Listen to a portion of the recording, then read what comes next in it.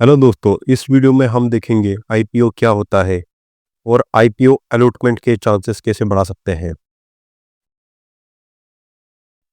आइए समझते हैं आईपीओ यानी इनिशियल पब्लिक ऑफरिंग क्या होता है। मान लीजिए कोई कंपनी अच्छा बिजनेस कर रही है और अब कंपनी उसे बढ़ाना चाहती है। इसके लिए कंपनी को ज़्यादा पैसों की ज़रूरत पड़ेगी। तो यहाँ पैसे कंपनी कहाँ से अरेंज करेगी?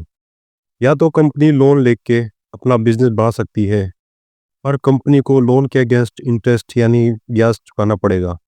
या फिर दूसरा ऑप्शन है कि वो अपना शेयर पब्लिक में जारी करके पैसे जुटाए। यहीं पर आता है आईपीओ, यानी कि जब कंपनी पहली बार अपना शेयर पब्लिक को ऑफर करती है तो उसे आईपीओ कहते हैं। आईपीओ के थ्रू कंपनी के शेयर पहली बार पब्लिकली ट्रेड के लिए अवेलेबल होते हैं। इसका मतलब है कि यह शेयर एनएससी और बीएससी में लिस्ट हो जाते हैं। अब देखते हैं क्या कोई भी कंपनी अपना आईपीओ लॉन्च कर सकती है? ऐसा नहीं है। कोई भी आईपीओ पूरी तरह से सेबी के द्वारा रेगुलेट की जाती है। कोई भी कंपनी जब अपना आईपीओ लाने का प्लान करती है तो उसे सेबी के सारे रूल्स एंड रेगुलेशन को फॉलो करना पड़ता है। सेबी को अपने आईपीओ लाने के कारणों से लेकर हर छोटी बड़ी बात बतानी पड़ती है। कंपनी तभी अपना आईपीओ ला सकती है जब सेबी इसे अप्रूव करे। अब समझते हैं हम आईपीओ में कैसे इन्वेस्ट कर सकते हैं। आईपीओ एक लिमिटेड टाइम पीरियड के लिए खुलता है, लगभग 3 से 4 दिनों के लिए।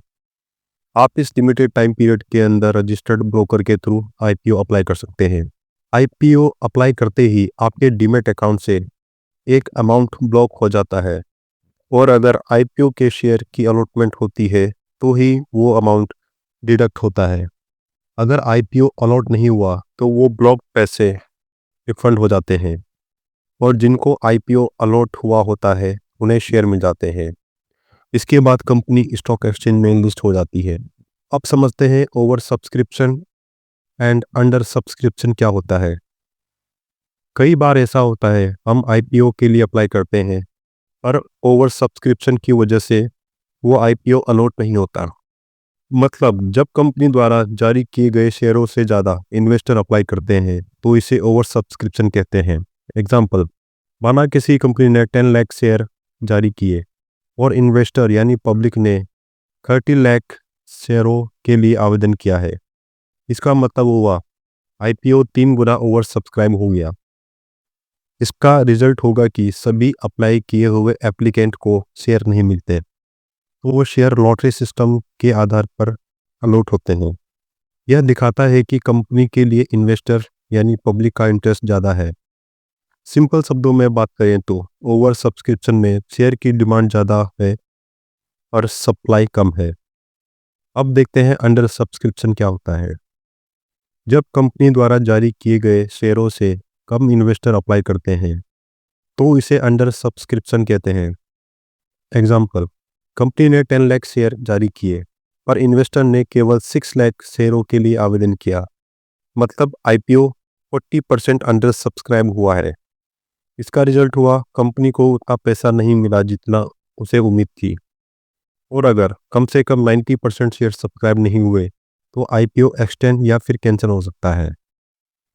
सिंपल शब्दों में देखें तो अंडर सब्सक्रिप्शन में डिमांड कम है पर सप्लाई ज़्यादा है। आईपीओ एक अच्छा तरीका है इन्वेस्टमेंट करने का, लेकिन आईपीओ में निवेश करने से पहले कंपनी के बारे में केयरफुली रिसर्च करना जरूरी है।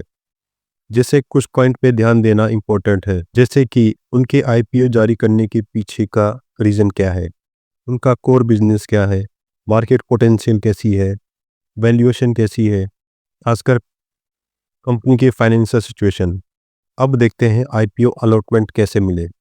ज़्यादातर टाइम ओवर सब्सक्राइब्ड आईपीओ मिलते नहीं है, तो हम कुछ तरीके देखते हैं जिसकी वजह से अलॉटमेंट मिलने के चांसेस ज़्यादा हो जाए। पहला तरीका है apply from multiple demat account. आप मल्टीपल डिफरेंट डीमैट अकाउंट यानी फैमिली मेंबर के अकाउंट से आईपीओ अप्लाई कर सकते हैं।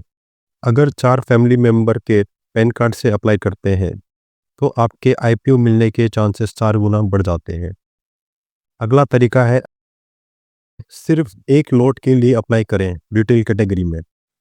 ओवर सब्सक्राइब्ड आईपीओ में नोटिस सिस्टम से आईपीओ अलर्ट होता है, तो ज़्यादा लोट से अप्लाई करने के चांसेस नहीं बढ़ते, बल्कि पैसे ब्लॉक हो जाते हैं। तो बेहतर है एक अकाउंट से एक लॉट के लिए अप्लाई करें। अगला तरीका है अप्लाई इन एचएनआई और एनएनआई कैटेगरी, यानी हाई नेटवर्थ इंडिविजुअल और नॉन इंस्टीट्यूशनल इन्वेस्टर। इस कैटेगरी में अप्लाई करने के लिए मिनिमम 2 लाख रुपीज़ से इन्वेस्ट करना होता है। कई बार इस कैटेगरी में कम सब्सक्रिप्शन होता है, जिससे अलॉटमेंट के चांसेस बढ़ जाते हैं।